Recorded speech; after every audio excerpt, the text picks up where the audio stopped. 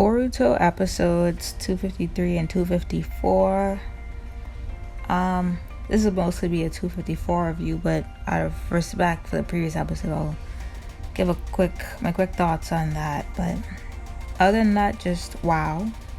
Let's get into it. Episode 253. I felt like it was a little slower than the previous episodes. I was expecting it to be a little bit faster than it was. But 254 definitely made up for it. However, in its context, I think it did a good job nonetheless of setting up what was to come, and that you kind of had a conversation between Ikeda and Boruto, the propositions being made. Like, it was very much so a very talkative negotiation, but it had some beautiful complexions to it as well. Whereas you saw Boruto's resolve to sacrifice his life in the end, but also having Funamushi's kid get involved and express his grievances while everybody's like pleading their case for why revenge should be continued. I thought that having him speak up was a nice addition to it. It brought in a different perspective, and it reminded not only Boruto but the viewers of, the different dimensions of the complexions of what's happening in this war. I mean, Ikeda lost his sister, a kid lost his father, and Boruto also lost Kagura. I thought that all that was brought to the table in that dialogue, it was like a culmination of what we've seen in all the episodes prior within this arc, on display in a sort of court case, right? Before a jury of sort, as they try to, at least Boruto tries to convince them to stop, and Ikeda and co are opposed to it. In terms of other scenes or subplots in the story, you had Medley and Buntan, those deciding that they would approach the battlefield and resolving their differences. And with the Mizukage, Chodoro, he's on the ship listening in on Boruto's dialogue with Ikeda, biting his tongue, if you will, or clenching his fists, just trying to restrain himself from taking part in it as he tries to honor his word to Boruto and giving him the benefit of the doubt that his plan could prevail, although deep down he fully believes that it's naive and not going to pan out well, which the episode kind of concludes on the note of. Whereas Boruto realizes that his plans, or his speaking, his talking jutsu isn't getting very far, and he decides that the only way to end the war is to offer up his life, and he's posed as a martyr of sort in that way. And obviously Sara and Mitsuki are not a fan of this idea. Well, they weren't a fan of the idea, and that's where the episode caps off. In terms of visuals, just like the episode's pacing, it was slow. It's very limited animation or very little movement. There's a lot of still frames, but I get it. I think it does its job nonetheless, and it's a good segue into what happens in 254, which we could get into right now. Upon leaving or finishing episode 254, my first thoughts was like, wow, that was a really great episode, and this might just be a legendary arc, like one of those arcs that you talk about for years to come, and you call back to it when you're looking at the development of characters in the future. With that said, I mean, Boru Sara Nation, stand up. Like, this was a very emotionally dense episode, and Sara was the forerunner and the load bearer in that regard in a lot of ways. So with that said, the emotional value was at a 10, and somehow this episode and its conclusion felt more powerful than a big fight, a grand war, or meltdown between both sides, despite it being a close relative to what you'd see with Naruto arcs endings with the talk no jutsu. And I think it's largely because you had a lot of development for these characters, and like I said before, the strong emotional resonance, and then ultimately the challenging of the ideals. when having it be at moments where it mattered most. With that said, on top of that, the arc and the story didn't shy away from diving into the blood and gore and the extremes of war, right? But once again, it just felt fitting for this episode to be the way that it was, and it felt satisfying. So that said, you have Boruto standing as a martyr in this episode, as they literally told him, like, yeah, walk the plank. But with that said, I thought, well, Boruto, he was the knight in shining armor in this arc, right? I mean, as he should be, but it really was a very Boruto centric arc, and his development, although all the other characters got development as well. With that said, in this episode particularly, we're seeing him in this the position of a martyr, right? It's almost like a Christ-like allegory, whereas you have him sacrificing himself for the greater good, and then there's a resurrection of Sword and Ikeda coming through and saving him, and then the change that happens beyond it.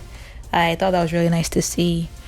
And with that said, Sarada's eyes, I had my fingers crossed for a third Tomoe with the emotional weight that she carried, having to experience that, but I'll dive into that a little bit later.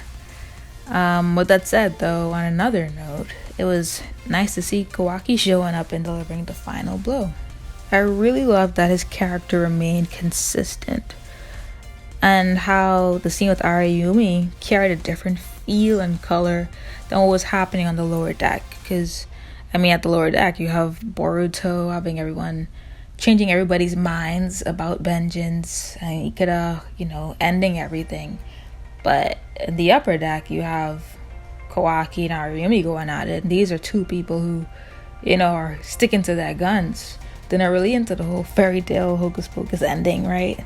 But I like that even in that instance, you're seeing Kawaki serving as the greater quote unquote evil, right?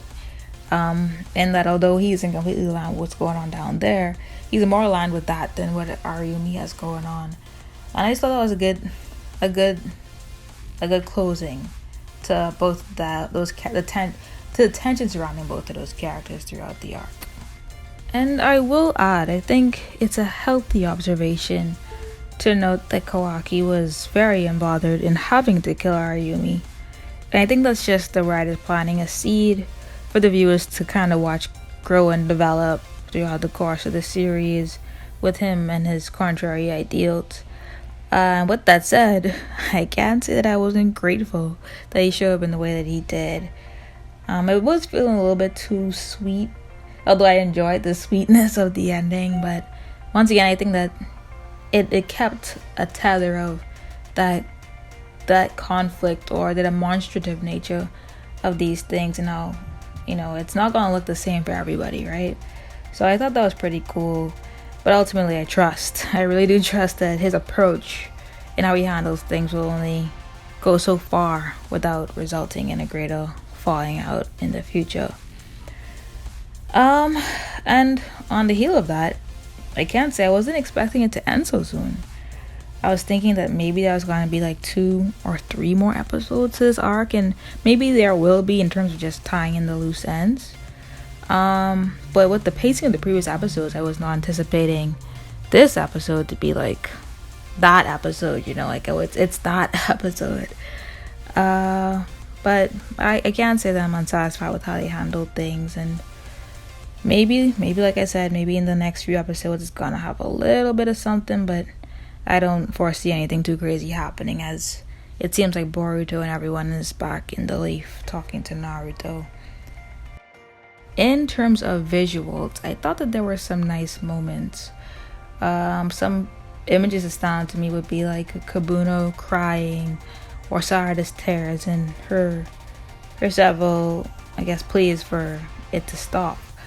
Even in addition to that, you have the dragon for the resurrection of Sword, right? That Ikeda was riding when he went to save Boruto. All these, in my opinion, visually were nice additions because they served the key moments. They served the strong emotional appeals within the episode. And despite that sort of styling or art not being equally applied to different moments. I think they did what they could where they could, and it worked out pretty fine. Also, I'll say this: I thought I wanted to fight. I really did thought, like, you guys, you those of you who are watching prior, like, you know, in the previous video, I was like, yeah, I want it all. I need to see something big happen. I really thought that I wanted to fight, and I did. But this ending was a pleasant surprise, and it kind of proved to be just as satisfying. I think that's in large part due to the emotional stakes, the growth on many fronts for many of the different characters, and ultimately the emotional and ideological conflicts that took center stage. They somehow proved to be richer than any physical debacle could have been. And this, in my opinion, was pretty fitting, as this idea of the internal conflict seemed to be the running theme of the arc. Internal war, right? Like, where the blows are tied to not necessarily the deeds of war, but the ramifications of it. Like, consider the results of vengeance and loss and sacrifice, which was echoed exceptionally well in Sara, as she said that in losing Boruto, her chest was feeling like it was crushed. Like, my girl was feeling it. she was it. She was that. Or even consider like Kabuno and his weeping and questioning if he did the right thing in championing Boruto's death, or supposed death, I should say. It's those sort of things that people have to live with beyond any physical debacle. And I thought that they handled that very well, and did well in making it the climax. Well, the centerpiece of this climax of this entire arc. Once again, I mean, even consider the tones or the tension surrounding Kawaki's character, particularly, well, throughout the arc and particularly near the end, where he's facing Ariumi. Like, the tone of that scene and the theme of that scene is aligned with the closing moments of the episode, but it's still slightly off key, you know, as he was being helpful, but yet still consistent in his own beliefs. I think it's those little moments of tension that made this episode so rich, and something you could really appreciate. With that said, ultimately, like, I feel like there are elements of this arc, and particularly this episode, which feel like they'll become the underbelly of some strong moments ahead. One of the standouts in that regard would have to be Sara, Mitsuki, and Boruto's relationship. Like, in this episode, the scenes that featured them, it was really us getting to see them go through the throes together. We see their bond being tested within themes of sacrifice and honoring one another, and how could that possibly look down the road? Or even Sara and Mitsuki's strength to resist vengeance while feeling that extreme pain. I think all of that is an early investment, an early real estate investment on the writer's part for some emotional and powerful returns in the future.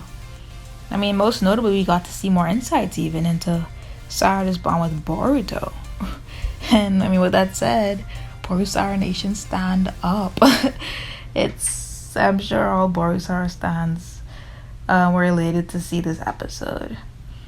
And with that in mind, the things highlighted between those two are things that you kind of already know to be true, right? Like, you kind of know that they were close, you kind of know that they grew up together, but you haven't really, that hasn't really been vocalized by either of the characters. So, I mean, you had Sara saying, like, they played together, they fought many times, but they stood by each other's side. Like, their bond, as she'd say, is like close, like a relative, like a brother to her. And it's those moments, that element of backstory without giving us flashbacks, that kind of show you the depth of their relationship. In addition to that, I mean, I really like that Sara served as the emotional heavy lift of this episode, as it means much more coming from her, not only because of her relationship with Boruto, but because of her being an Uchiha. Like, this is a clan which is known to feel emotions very deeply, so this is already an emotional episode, and then for her to have to be, I guess, at the center of it, or the key symbol of what's taking place. I thought that was very interesting. An effective decision on the writer's part. With that said, I really had my fingers crossed for the third Tomoe. And let me reiterate before I get into that I'm not a manga reader, so I wouldn't know how or when it happened, if it has happened. But I really thought this would have been a nice moment for it. However, I mean, if I had to find reasons why it didn't happen, I'd say it's probably because of her resistance to act on what she felt. Like, it was largely suppressed in this moment versus having them fuel her action or to overcome something, as it was in the previous instances when her Sharingan was affected by what was going on in her life. Nonetheless, though, I'm not complaining. I'm not complaining. But I really thought that this would have been a nice moment for a key evolution in her eyes. Other nice takeaways from this episode would be the strength of Chodoro admitting that he had more to learn. I thought that was a really nice moment, as we saw him waxing and waning between vengeance and the greater good throughout the arc, really. And in that moment, it kind of showed the attribute of a great leader, being the ability to admit error and adjust, and obviously shows the humanity of them as well. I thought that was just a nice moment. I think he still starred pretty. He was a bit of a star in this arc in his own way. In addition to that, you had Ikeda coming around, and even the death of Arayumi, which felt very conclusive, courtesy of Kawaki's arrival and reading the pulse of the situation. Also, I mean, might I add that there was a beauty about Kabuno's story too. That poor kid. I had a strong feeling that he wouldn't have been able to do it, like, you know, kill Boruto. Like, from the last episode when I watched it last Sunday, I was like, I don't see this kid going through with this, but we'll see. And he couldn't, and that's to be expected. You're a child, you know. To kill somebody really takes a lot. I mean, I haven't killed anybody to know. But I think it takes a lot of mental fortitude, and even the weight beyond it. That's a lot. It's a lot. And with that said, I like how they handled that. You know, allowing his innocence, his childish innocence, despite the pain that he was feeling, to kind of be a guide or a savior of sort for him from, you know, the weight of that sort of thing, on top of Boruto surviving it all in the end. The supporting cast too, though, they had their moments of growth and action throughout the arc too, and though their role was minimal in these closing moments, I think they only showed up for like 3 seconds on the screen. But I mean, regardless, the moments of development that they had throughout the arc was nice, and I hope to see it reflected in their perspectives and actions in the future. Ultimately, that episode seems to be the end of it. That episode being the latest episode. You have the promo featuring Naruto's voice, so it seems like they're back in the village at some point in the next episode. You even see a clip of Boruto confronting Kawaki. Maybe that's relating to Arayumi. Maybe it's relating to him disappearing on them for a few episodes. With that said, I'm not sure how Arayumi's death will be handled or confronted, if it is at all. So that's also something to look out for, I think. But ultimately, that episode very much so felt like the climax and the main conclusion. I assume the episodes that follow will tie it all together, if anything, and be of a more transitional nature. Overall, though, I think it was nice that although Boruto in this arc lost a friend in Kagura, he won one in Ikeda. And also, I think this arc did a great job of serving as a backstory for, I guess, the reasoning behind why Boruto will approach the battles ahead in the way that he will. And that he won't simply be inheriting Talk no Jutsu, right? Like, it felt like he earned it in this arc in some way, as he knew what it was like to function on Pain and Revenge and decide to walk a different path. And I mean, honestly, I gotta admit, I think episode 254 has to be my let me be very tactful in how I say this. It has to be one of my favorite Boruto episodes to date. Anime canon or not, I think this is just one of my favorite Boruto episodes to date. and really ultimately one of my favorite anime canon arcs to date, if not my favorite anime canon arc. It's just a really strong episode, 254 that is. The pacing was really nice, the investments and the payoffs. All in all, I think they did a really good job with this one. And we'll just have to see how they tie things up and what comes after it. With that said, until then, thank you guys so much for listening. It's a pleasure as always. Sorry for coming through a Sunday late. I just felt like the previous episode didn't really give me a whole lot to talk about, and I wasn't really feeling too well last week anyway. But hope I made it up to you guys by pushing out my thoughts on both of them today. With that said, I mean, feel free to like, comment, and subscribe for more content like this. As most of you know, or some of you may know, I try to push out a Boruto review every Sunday. And you know, let's start a new streak. Let's keep it going. I'd love to have you guys with me for the ride. I hope you guys enjoyed the episode today, though. Like, it was really, really good in my opinion. I was at the edge of my seat, and that's very rare when I'm watching Boruto, particularly in recent weeks. But I think it's a testament to what the writers did, and I hope you enjoyed it, and I hope you enjoy the rest of your day. Thank you guys so much once again, and have a good one.